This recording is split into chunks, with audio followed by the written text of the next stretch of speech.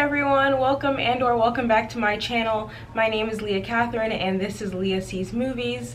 It's been a little while since my last post. I had some camera issues, there was an insurrection 3 miles from my apartment, and most importantly, YouTube will not take me out of copyright jail. I've been trying for weeks to post some reaction videos and YouTube has said no. So, still working on those. But in the meantime, I have seen a new movie that I wanted to talk about today, and that is Pieces of a Woman. Pieces of a Woman is directed by, and I'm so sorry, I'm going to mess this up, Cornell Mundruxo. That is my best attempt. Written by Kata Weber and starring Vanessa Kirby, Shia LaBeouf, and Ellen Burstyn.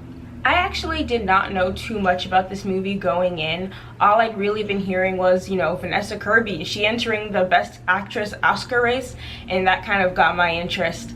And I can say, I'll talk about this more later, but yes, yes she is. Oh my gosh. But Pieces of a Woman follows Martha, played by Kirby, who loses her daughter tragically in a home birth. And it deals with the year following that loss and how she deals with it and how it affects relationships with all of her loved ones, including her boyfriend Sean, played by Shia LaBeouf, her mother, played by Ellen Burstyn, and in a very surprise casting, her sister, played by Elijah Schlesinger, comedian, who I've seen live. She's great. Which is also not the only odd cameo. Benny Safdie of the Safdie brothers also makes an appearance as Elijah Schlesinger's husband, which I did not expect, but that was a fun little tidbit, which is kind of the most fun you get in this movie, to be completely honest. It is a really long and tragic trek through a year for this woman. There's not too much I can say about the plot that isn't spoilery, since, like I said, it's really more of an emotional study rather than, and then this happens, and this happens, and like it's not really that kind of story. It's about more of the interiority of this woman and how Martha is dealing with her loss and how dealing with her loss breaks her up from Sean, played by Shia LaBeouf. I think the real star is the performances in this movie, because plot-wise, it's kind of a hard sell. As I sat after watching the movie, I found myself going, do I recommend this to people? Because I do, on the basis of the strength of the performances. But as an entertainment piece, it's not an easy watch. It's kind of making the choice of, do I want to watch a movie about the Holocaust today? Do I want to watch a slavery movie today? Sometimes they really are worth the watch, but you have to know what you're getting into. It's it's definitely a piece of art, but it is not so much entertainment. My initial draw had been hearing all of the Oscar buzz for Vanessa Kirby. I realized after the fact that she was a starring member of The Crown, and probably a lot of people know she's a good actress, but I actually only knew her from Hobbs and Shaw. So I was like, the girl from Hobbs and Shaw is in the Oscar race? I have to see this. Wow, yes she is. As I said, the movie follows the tragic loss of a child after a home birth, and a good half an hour of the movie is dedicated to this labor. And I feel like over time it's gotten more common to see birthing scenes in film and television, and they usually cut straight to the end where they're sweaty and screaming, and there we go. But in this, they draw it out. Like, you feel every second of that labor. On the amount of sounds that Vanessa Kirby makes alone, yeah, there needs to be some kind of award for that, because those are sounds I didn't think you could make if you weren't actually birthing a child. They were awful and emphatic, and I crossed my legs a little bit because I was uncomfortable. I have not had a kid, but I'm assuming any mothers out there who watch this movie will deeply relate to the pain that she like perfectly executes and perfectly portrays, because I would have believed that this was a woman in labor. I'm kind of curious if she's a parent, actually. Hold on. She does not appear to have any kids, so she just did that off cuff. I'm assuming she watched a lot of Miracle of Life videos or something, because those sounds were truly horrifying. And that's just the beginning of the movie. In fact, all of this intense, horrifying sounding labor happens before the title card even drops. And then after that, she kind of retreats. She goes from this very loud, emotive role to this very withdrawn interior reflection. In fact, most of this movie, I expected it to be a tearjerker. That's literally what it is called on Netflix. That's one of the subtitles is tearjerker. And so I was thinking the whole time, like, oh, this is gonna make me cry, there's gonna be a horrible... In fact, her character is very numb. If there's any overwhelming emotion I could give this movie, it's just this numbness and this emptiness, which seems like it should be boring, but it's not. It really keeps you, the movie holds you, it is directed well, so you never get to a point where you're like, ah, she's just going grocery shopping, she's just on the subway, because you know what that means to her, and you know the loss she's feeling, even though she's just on the subway and she's just going grocery shopping. Every scene really, you never forget what she's going through, and you never forget how much it has taken from her. I have nothing but good things to say about Vanessa Kirby. I haven't watched all of the Buzzy movies yet, but it seems like it's going to be a very tough Oscar race for Best Actress, because from what I've heard and what I've seen, I wouldn't want to be the one making the choice.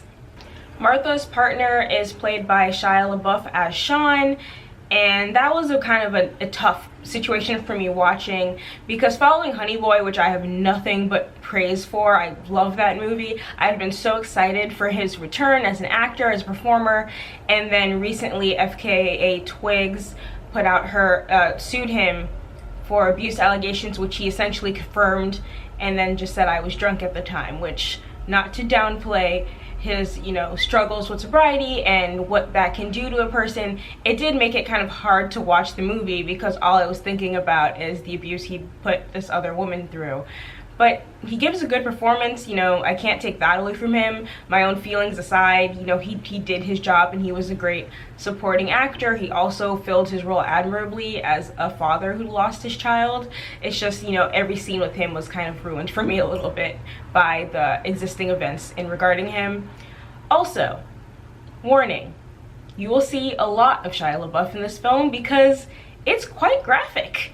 The birthing scene, you get to see parts you don't usually see in a movie. There's some full frontal nudity in several scenes. All of LaBeouf is in the buff. I did not appreciate that part. I think this movie would have been just as good without it, but I can't unsee it now.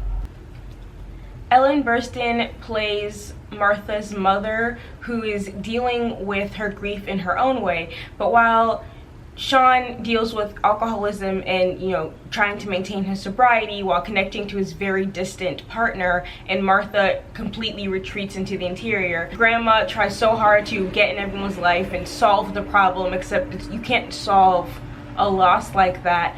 But she's kind of the main spearhead against this midwife, because that is the solution she thinks she can find. That is the way she thinks she can make everyone feel better.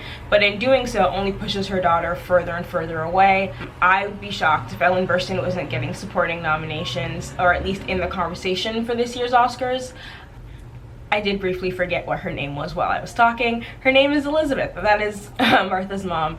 And yeah, for one final scene in particular towards the end of the film, if they're doing, you know, Ellen Burstyn Oscar nominee, that scene is going to be playing in the clip. I already know what it is, because when you're watching it, you go, oh yeah, that's it. That's the one. That's it. It's just like watching I, Tonya, watching the mirror scene. You go, oh, that's it. That's what's going to play in the highlight reel, because that might hurt a little bit. While I have nothing but positive things to say about the acting, I did have a major complaint about the sound editing.